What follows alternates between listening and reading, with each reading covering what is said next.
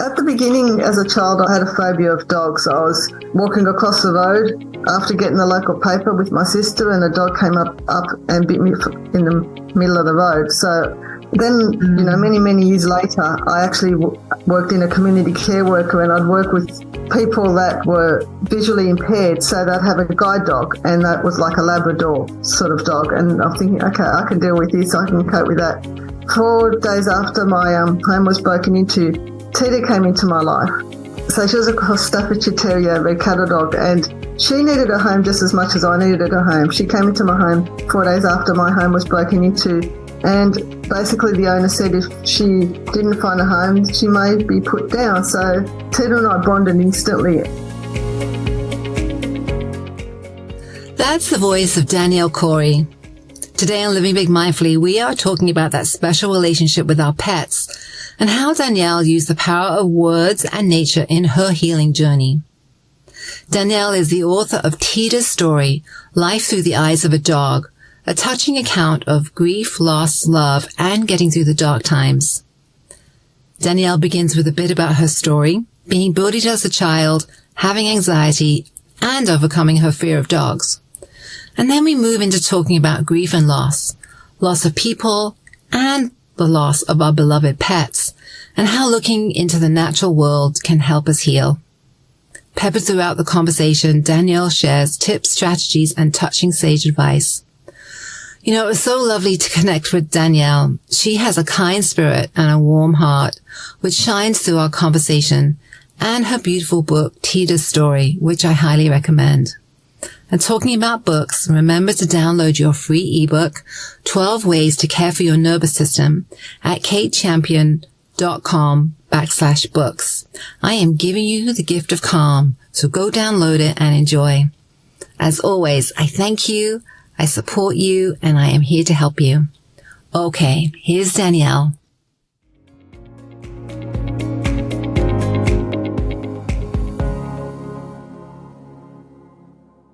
Hello, today I am welcoming Danielle Corrie to the podcast. I'm so excited to see you and connect. How are you today? I'm well, Kate. How are you? Thank you for having me. Good. You are welcome. So tell us a little bit about where you're calling in from today. I'm calling from Sydney, Australia this morning. It's 6:30 in the morning. It's sunrise. So and I'm always an early riser, so this is a good time for me. Where are you from, Kate? I'm in the Midwest, so in the United States, kind of in the middle of the country, the Midwest East Coast-ish. Yeah. So Danielle caught my attention because she wrote this. She's an author and a business person, and she has an incredible story, and she wrote this beautiful book which really focus on this beautiful story through a dog's eyes and about kind of life and grief and loss and, these beautiful processes. She has a huge connection with nature, which really resonates with me. So I reached out and, that's wrong. I think she actually reached out to me, and asked if she could share a little bit about her book and her story and her journey. And so I really welcome you today. Thank you. Thank you so much, Kate. It's lovely to be here. Tell us a little bit about you and your journey and just share a little bit about yourself. Okay. I'm a published author from Sydney, Australia, and I wrote the book Teida's Story, Life Through the Eyes of a Dog. Teida is my dog, and the book is actually written through her eyes, where she explains about friendship, hope, love, grief and loss, and from when she was a pup to her old senior years. And it explains the connection that she had with me as her owner as well. I got Teida when she was 6 years old, and she did, I'll tell you this, she did pass away because a lot of people say, is Teida still alive? Well, no, she's not. But she's the one that inspired me to write Teida's Story, Life Through the Eyes of a Dog. Mm-hmm. And I do want to get into the book and the story because it is a beautiful, heartfelt, touching story, and it's lovely. I mean, it really is. And you have such an eye for kind of nature and kind of connection with animals, connection with nature. So how did that develop in you? How did that come about? Have you always had this kind of intuition, this connection? Is it something that you developed? I've always loved nature from when I was young. Funnily enough, when I was at Mum was a gardener. Her mum was a gardener, so I love gardening. And as a child, I'd actually, you'd have council clean-up. So you see plants in the middle of the road, on the side of the road. So I'd take them home to Mum and say, here, Mum. And she'd say, Danny, what am I going to do with this? And I said, well, it's out in the street. It needs a home. So I brought it home, so and I've always loved getting up early. Dad worked early, and to have breakfast, you always had to get up, say, between 6 and 7 to have breakfast with Dad before he left for work. So I would do that. And so I've always been an early riser, and I've always I have my own garden. Intuitively, way back also, just before I start that, I was afraid of dogs before I had Teida. So I had a phobia of dogs when I was a child, and I was bullied at school. I failed English at school. I suffered anxiety, and I basically couldn't do my exams. I got sick before every exam. So I tried to use nature there. The school had a great fig tree, a Moreton Bay fig tree. And as a little girl, probably 6 or 7 or 8 years old, I'd look at the tree and think, gee, I wish I was in that tree than sitting around at school being bullied. So I just love nature, animals, birds, everything. Yeah, so spiritually, and when I bought my home here, my grandmother passed away, and this is when my spirituality went high, developed more. I was sitting in the backyard, and my grandmother was a champion rose grower, and she passed away. And I looked out the back, and my sister was with me, and she said, buy this house, make the backyard, the back part of the garden, the rose garden. And that's what I did. I saw her vision there. So then I bought the house. How long ago was that? Over 20 years ago. Wow. Yeah. So in the story, in Teida's story, you talk about, the dog, through the dog's eyes, kind of being in the backyard and looking at all the minute details, kind of ants and snails and the smelling the earth. Is that the same kind of rose garden that you talk about in the book? It is the same garden, same area of the garden. The garden's probably changed slightly. Plants die, so you put new ones in, and basically with the cost of living these days, a lot of people grow their own fruit and vegetables and things like that. So I'm trying to make it more self-sufficient for myself, but I still have roses in there, and I'd always have roses in that garden as part of the garden. And I always have, when somebody moves or when somebody passes away or something, I like to get a bit of their garden in my garden and make it. So that's how it develops with plants. I love that. I mean, how powerful is that symbolism, right? When you get kind of cuttings and things from maybe a loved one's garden or your grandmother's garden, and then you kind of tend them and then put them in your garden. That's beautiful. I remember when I was young, my grandmother did pass away, and Mum said to me, what did you want? What do you want from her house? And I said, I want her roses. And knowing that we can't just dig roses out and plant them, because the soil is different for my grandmother's house. It's clay, more clay.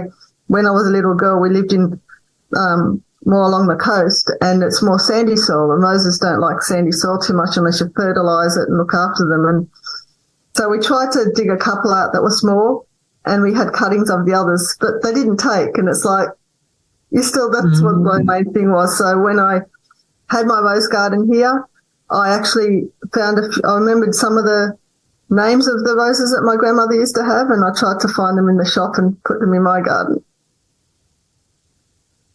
It's beautiful. Really seeing her legend, kind of legacy, kind of live on. That's lovely. It probably gives you a lot of comfort, right? It provides a lot of comfort.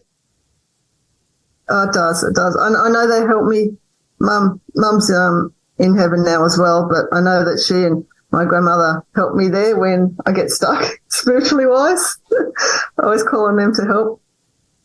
Yeah. So I know, like, as a young person, you went through a lot in school. You had the bullying and you had the anxiety. Tell me a little bit about, what was that like for you as a young person? I was the first one in my class. Basically, in my family, I'm the oldest, so I was the first person to start school. And I went to a preschool, and you felt you belonged. You could play in the same people played with you, played with toys, and it didn't matter what food you took to this preschool, you felt like you belonged. I felt like I belonged. Then I went to a school close to home, and it was an all-girls school, and everything changed. And I might have been the quietest, I might have been the tallest. You go out in the playground, and I'm of Lebanese heritage, so I bought Lebanese food for lunch, and people would look at you and say, yuck, what's that? I'm not sitting next to you. And they'd walk away. And I sit there and I look down at my food, and I'm thinking, but I love this food, it might be Lebanese bread and Vegemite. Now food like that is accepted. When somebody is bullied or made fun of, the teachers and that give you more support as a student. You'd have a seat that students know if you're on your own. It's called a buddy system, and the students would come over and talk to you, where back then in the 1970s, it didn't happen, or even in the 80s, it didn't happen that way. So I'd go up and say, can I play with you? And I say, no, go away. And I could be the quiet, it could be the tallest. There'd always be a reason, one way or the other. I had my sister come the next year. She's younger. She followed me the next year. And then I decided to sit next to her, and they actually said, oh, what's an older sister sitting next to her for? Go away. So it was a horrible experience, to be honest. And Yeah.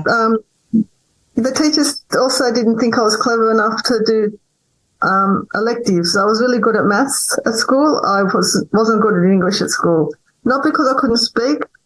I wasn't good at comprehension or writing essays. I'd be too logic, where the teachers would want more information on different things. I couldn't expand my work.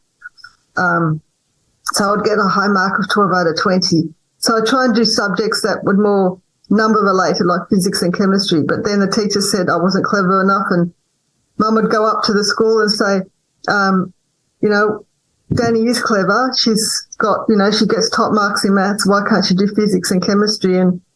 And she'd say, like, other students that get less marks than her do these subjects, so why can't she do it? And they just wouldn't give a valid reason. So I chose other subjects at school to get my HSC. But it was a difficult time during the school time. I'd get sick before exams. I'd go physically in the bathroom and get physically sick and then sit for the exams. So, I was glad to, I finished HSC. I finished the final year, and I was glad that was my accomplishment. Wow. And you've gone on, right? Even with all of that, you have gone on, right? And you've written this beautiful book. So tell me a little bit, how did this story evolve, and what made you write this book? Tell me about that. Well, at the beginning, as a child, as I mentioned, I had a phobia of dogs. I was walking across the road after getting the local paper with my sister, and a dog came up and bit me in the middle of the road. So I was afraid from, say, medium-sized dogs to large dogs. Then, many, many years later, I actually worked in a community care worker, and I'd work with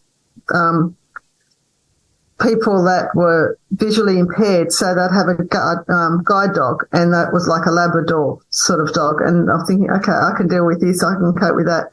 And then there was another lady that had a German Shepherd as a service dog. So after a while, I get to bond with those dogs. But then Teida, 4 days after my home was broken into, Teida came into my life. And Teida is a cross-staffy red cattle dog. A red cattle dog is an Australian breed of dog, for those who are not aware. And so she was a cross-Staffordshire Terrier red cattle dog, and she needed a home just as much as I needed a home. She came into my home 4 days after my home was broken into. And basically the owner said if she didn't find a home, she may be put down. So Teida and I bonded instantly. And I never had a dog of my own. I never thought I could have a dog of my own. I worked late hours for work. I'd come home late, leave early, and I didn't think it was right for me to leave a dog by itself. But Teida proved me wrong.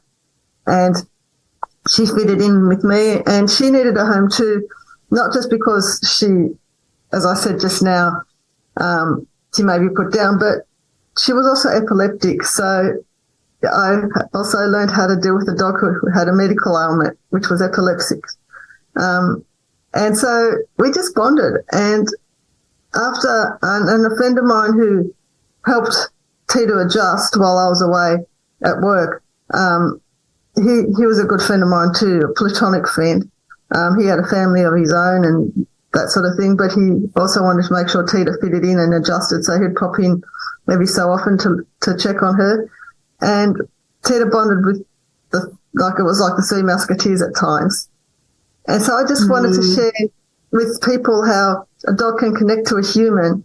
And it was also a healing process when I was going through some grief of my own. And I just wanted to share with other people what I've been through, what a dog can do, and maybe help someone else out in the world with my experiences. Yeah. And that's the way it took me 8 years to write because I didn't know what to do. I didn't know how to write a book, didn't know anything. So it took me 8 years to write this book and then publish it. So, yeah, but it was I was glad once I did it. Yeah, congratulations. It is a beautiful story, and really to hear more about, the backstory about your connection with Teida and the way that she came into your life, and just how healing that relationship has been for you. What do you think stands out? What do you think, as you think about what stands out for you about your connection with Teida and the healing process? What stands out is Teida was very intuitive. She knew everything about me. I could be upset or down or something. There was a time, for example, I was made redundant at work, and that's another story in itself. But I was made redundant at work, and I came home late. My friend, who's George in the book, picked me up.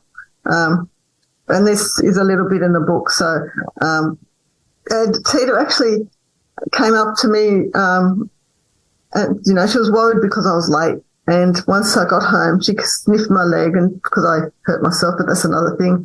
And she sniffed me and said, "Look, Mum, everything will be all right," because I was in tears. I was upset and said, "What did I do wrong? What happened here? What am I going to, where am I going to go? I've got no job." And she was right at the end of the day. Everything would be okay. Maybe you can spend the rest of your life with me. And in a way, that's what I did, because I didn't work full time anymore. I worked part time. And that's when I started to set up my self-employment. And so I did part-time work as well as being a little bit of self-employment work. And that's how we bonded. And, you'd play ball with her, and you could look into her eyes, and she'd tell you, basically if your energy matches a dog's energy, then you bond with them a lot more. But if you're afraid of a dog can pick up on a human's energy. And if you're anxious or afraid or anything, then dogs get anxious and afraid, and sometimes they bark. And you learn their different barks, because it's like when a baby cries, you learn, okay, this cry is for, the baby wanting to be fed. This cries because the baby's tired. Dogs have different barks as well. So sometimes it's an insecure bark. Sometimes it's like a protection. Someone's at the door, bark. So you get to learn, once you're in tune with yourself and you're centered with yourself and stay grounded and calm, a dog will stay calm with you, and they'll just do whatever you want them to do. I'm thinking about your story, because you had that really difficult, traumatic, right? You had a dog attack, right, when you were younger. Yeah. How did you deal with that fear with Teida? How did you overcome that? That's pretty massive. Well, we had dogs growing up. It was near our home, and when I got home, I went to Mum and I showed her my wound because it sort of just scraped the skin. It didn't bleed, but you could see the skin scrape. And Mum basically, the lady was very remorseful at the end, which was, and so Mum basically told the lady, what did you do this? Why did you let the dog out in the middle of the road and all this sort of stuff? Because it was such a small house that the lady had, and there was no yard, so the lady would open the gate and the dog would just wander around in the street. But we had dogs growing up, and so I was used to smaller dogs. And then we had a Staffy Terrier, Jade, when we grew up, and I think Jade was the one that I was hesitant for a little bit, but, she'd come up and I'd pat her, and you just get to warm up to the dogs based on their energy. She didn't jump up or anything, and she was a white, she was quite placid. Like all the dogs we had growing up were fitted into the family, so I was okay with middle-sized dogs. I was just hesitant having a dog by myself, and I was hesitant of larger-sized dogs, so it's probably from Labradors, Great Danes, those larger dogs. But, but I actually learned it with Teida. It was through my friend George as well, because he actually, which is George in the book, it's through him as well. He helped me adjust to Teida as well. So when Teida came to my place, she just went straight to this red bucket I had filled with water and just drank water, wandered around the yard, made herself at home, and the owner just left, and Teida had no idea. She just fitted in from there. Oh. Well, you must have really been aligned in your energy. It's, again, just a beautiful story. And you share all this in the book, right? I mean, you share everything that you're talking. You kind of really share this, but it's through Teida's eyes in the book, which is such a cool story. Oh, thank you. I mean, one funny thing we learned was Teida learned you call a dog's name, they come to you. With Teida, if you whistle, she came to you as well, but I didn't know that and I didn't have a car when I first had Teida. And so I'd call on George to take her to the vet, and he put her in the back of the car. It's a station wagon, so I'd put her in the boot part of the car, and we took her to the vet, and we came home, and when she came back, he'd whistle a tune and she'd jump from the boot into the middle of the car right into his lap. And it's like, what are you doing here? What the hell are you doing here, Teida? And it's like, it's only because you whistled. So, I didn't say, don't whistle, don't whistle. That's awesome. That's awesome. So tell me, you've written this beautiful story. You've suffered a lot of grief and loss yourself. If you were to kind of help a listener, right, that's really maybe struggling with the loss of a loved one or loss of a pet, or how might you coach somebody or help somebody through that? What helped me a lot is knowing that they're still around you, but in a different way. They're not physically there, so it's not like you can hear their voice or hear their bark. It took me a month to figure out to vacuum my house because Teida had hair on the floor. And it's like, but I'm going to take her away. And it's like, well, if I take a little bit of her hair and just keep it, then that's okay. I'll create a little sanctuary, part of my room. I have a little corner that I call Teida's Corner, where I've got her ashes. When she passed away, it was on New Year's Eve, and I actually had her put down in the house. And so the vet put her down, and then I had the animal crematorium come and pick her up, and then I had a little wake for her at the end. So you kind of do something maybe little memories and things. And then I learned that Teida's around me, and even my loved ones are around me. So it's like air. If you breathe, you can breathe air and you can feel air, but you can't see air. And if you believe that a loved one is like you, like air is around you, then they're around you. And it's okay for someone else not to believe that, but if you believe that, then keep believing that and keep knowing that. And that's how I feel with them. And I know they get to, there are hard times, like it might be their first birthday or the first Christmas without somebody. And it's okay to get emotional. It's okay to cry. It's okay to say, look, I miss Mum. I mean, Mum's died, 8 years now, and Teida's nearly 8 years, and it's like, it's okay, to say, look, I still miss them, because an animal is like family. They are family. So it's losing a family member, but just in a different form, I haven't got children, but I had Teida. No, I mean, we have pets, and I've worked with clients that have lost a pet and friends that have lost a beloved animal, and it's absolutely devastating. It just is devastating for people. So yeah, I hear you. It's a huge loss.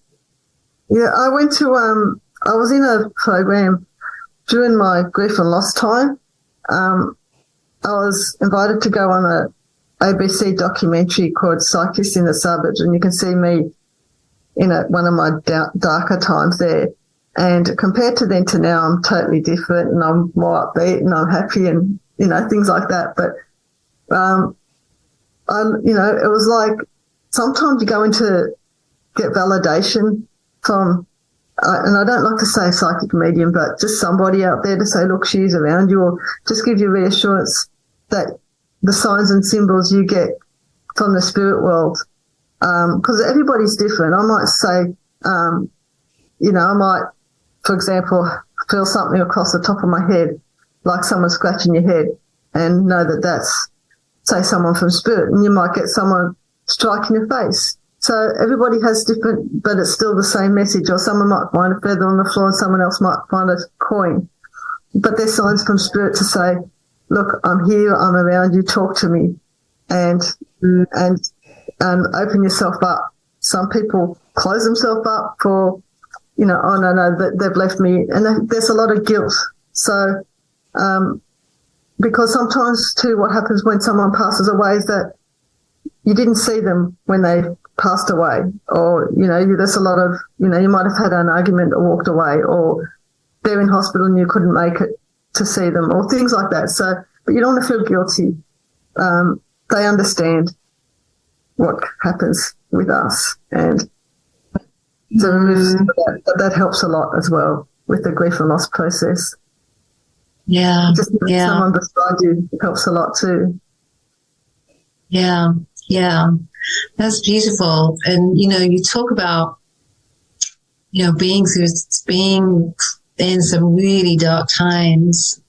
As I sit with you today, I just feel a lot of kind of light and love and joy, and so you've had quite a transformation, haven't you? Thank you. Yeah, I mean, like writing Teida's story was like a healing process, because I just want people to know that, it's not just about grief and loss, but it's about the bond with an animal. And if you haven't got a human to help you, because a lot of people may think, okay, I know, my family wouldn't talk I can't talk to my family about this. Animals are not judgmental. They accept you and they can just listen, and all you do is pat. And I used to cry on Teida's a lot, when things happen, and she just sat there, and it was just like someone wiping your face, and then you'd go out and play ball and just say, but Mum, I need you, I'm here, I understand, it's okay, and she went through her own grief. When George, when we both had grief, she went through her own grief, because she used to sit in front of the lounge when George was here, and then he wasn't here anymore, and she knew the last time she would see him, and I won't reveal too much because it's in the book, but it was the last time she would see him, she was there. And then she had her own grief, and she was licking her wound, she was licking her leg as part of an anxiety. And I thought, I'm not going to take you to the vet. I know how to deal with you. So I just put a bucket around your head and play with you and, understand, because I thought I'm going to the same as you are, so we've got to do it together. A lot of people will pat their animals, because that's another thing. A lot of people, when an animal's sad or an animal does wrong, they pat them. And patting an animal is reassuring the animal that you want that behaviour. Where if you tell the animal, look, let's play this, or let's do something, look, you reward an animal for good behaviour, not for sad or behaviour you don't want them to have. So if they're licking a wound, patting them tells them, oh, I want you to lick that wound more. that's a good thing, where you want the wound to heal. So therefore, let's not lick the wound. I'm not going to punish you. Let's put a little collar around you. Let's play with you. Let's try and help this wound heal so you can actually not lick it anymore, not have this anxious moment anymore. Oh my gosh, it's so beautiful. So really in tune, right? You knew she was anxious, you knew she was struggling, and you really were in tune with what she needed. Yeah, and like any pet owner can do that.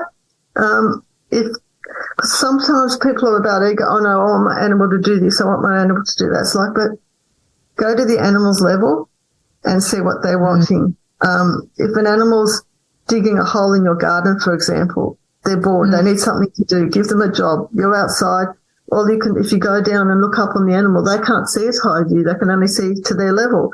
So give them something on their level that they can do, and then they'll actually be occupied and not dig up your garden. Or give them a little bit that they can dig up and make their own little house. I had a part in my garden where I'd let Teida have, she wouldn't dig it as a digging for a bone, but she'd make a big mound out of it, and she'd just sit there to cool off.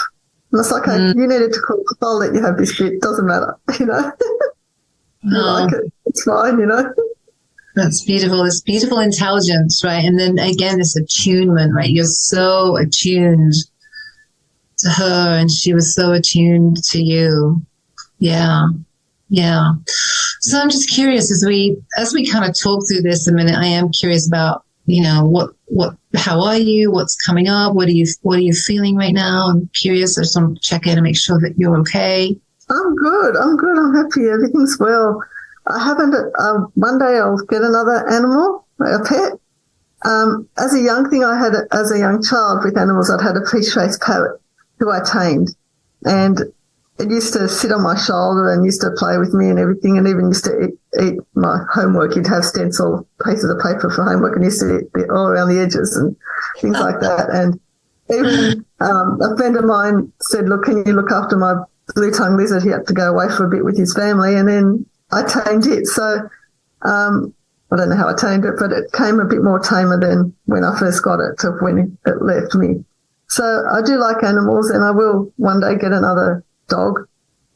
There's just been a few hiccups in the meantime that has prevented that. So, you know, when divine timing comes, and I know Teida will send me the right dog when she sees it for me. So that's how I see spirit. And, you know, I'm writing another book. It was professionally edited. So now the manuscript. So now I'm actually working through that. And restructuring it and working on it. It's not going to take as long as this one to write, but and the other reason why it took 8 years, it wasn't just because of me writing. I just didn't know how to get it to a publisher. I didn't know, and with writing a book, you can actually, you know, there's past tenses here, there's present tenses there. It was jumpy, so if you're conscious of that, even spelling errors. If you're conscious of those things as you're writing a book, and it doesn't have to be a book, it can be just a small poem, it could be anything. So, you know, you could get, say, for example, your family members, you know, your grandma, people from the generation above you to write their memories, create it into a little book and give it to your family, or a book of recipes, or a book of poems, or things like that. So anybody there can write if they want to write. It doesn't have to be a long book out there and be famous. You don't have to be anything like that. You just write, if you want to just write a couple of lines about what it was like when you came out to Australia from another country, do that and share it with your family, because they don't know what it was like. So that's what I like to spur on with people. But, you know, I'm writing another one. I try and write in different, I suppose you call it competitions, I guess, but on different platforms. Different blogs, get people to know about me, because I also like to do authors' talks. So I also like to be guest speaker and share my personal experience out there to others. So I've done school authors' talks for schools, guest speaker for things like Rotary or Probus or things like that. And I also do spiritual guidance readings, things like that for people. So I'm open to that. Reiki is another thing. I do a bit of spiritual healing. So I do Reiki is, for those who don't know what Reiki is in your audience, Reiki is when someone needs a different type of healing, and I'm the conduit between the spirit world and the human world, and I give that healing from them to you. And I may give you a little message from them at the same time as well, depending on what you're after. Yeah. Reiki is amazing. Just such a powerful kind of somatic healing tool. I really do encourage people, if they haven't tried Reiki, to find a practitioner and try it, because big energy shifts in the body. Mm-hmm. Yeah. Sure. You can do Reiki from distance as well, so it doesn't have to be physical being. It could be distant Reiki or distant readings, because some people think, oh, but you're in Australia and I'm over here, or it's too far to get you, even if you're in the same country. It's like, but now with internet, now with Zoom, like you and I are talking, you can talk to anywhere in the world, and anybody can do anything anywhere in the world now. So it's such a great thing to do. I love that. I love that spirit. And you really do, again, as I sit with you, you really do have a connection. I can just feel that kind of this thank you, Kate. Warmth and this kind of intuitive kind of energy from you, which is lovely. Yeah. Thank you. So as we begin to wrap up here, is there anything else you'd like to share today? Anything else you want to kind of share with listeners? Anything else you want to add? Well, with my book, Teida Story, it's available hopefully in your bookstores or online. Mm-hmm. It's through my publisher, New Holland Publishers. So someone can contact them if they'd like to get a copy. Unfortunately, they have it in hard copy, only not Kindle or ebooks or anything like that. But I know future-wise that I want to get it into both. I did want it in both forms, but they could only do it in the hard copy form at this stage. So, yes, I'm on social media for anyone that can find me, Instagram, Facebook, LinkedIn, Twitter, you name it, I'm there. So I'm sure you can find me somewhere and ask questions, or if there's anything that someone else wants to ask me that I didn't cover here, feel free afterwards to do so. Awesome. And I'll definitely put all those links to the show notes, especially the link to the book. So I actually do have one more question. So I asked everybody, each guest, I asked the same question. If you had one piece of sage advice about living intentionally to share with listeners today, what would you share? So a piece of advice about living intentionally, what would that be? Do what's in your heart. Feel what's in your heart and go for it, not what's in your head. If you want to be an astronaut, if you want to be something out there and people say, oh no, that's impossible, you can't do it, you haven't got the marks, you haven't got this. It may take you longer, but follow your heart and believe in yourself. You know yourself best, and just keep going and go with the flow. When something worries you, just go with the flow and try not to get your head all tied up in knots over it.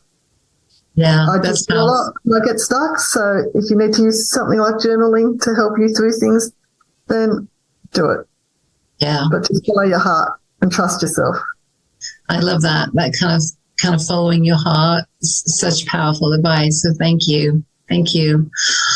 Well, it's been an absolute pleasure to connect with you. And again, I will put all that good stuff in the show notes. I really appreciate your time today. And I do encourage everybody to pick up Teida's story. It's really a heartfelt, beautiful. Oh, thank you. And if guide, yeah. Thank you. And anyone who does read it, put a review up somewhere, whether it's Google Reads or Amazon or somewhere that you bought it from. Let other people know. Yeah, it's a great tool, so use that. Yeah, those reviews are really helpful. So anybody supporting authors out there, those reviews do matter. So yeah, jump on. Just could be a couple of sentences. It doesn't have to be too much. So thank you so much, Danielle. It's been a pleasure to connect, and thank you for your time today. Thank you so much, Kate, and Happy New Year to everybody.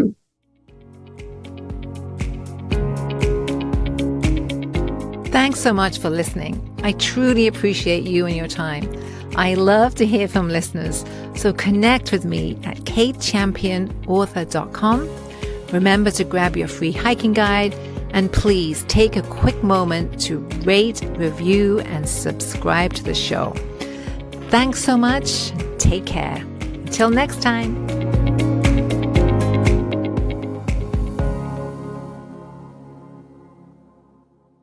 Hey, me again. Just a reminder, this podcast should not be considered professional advice.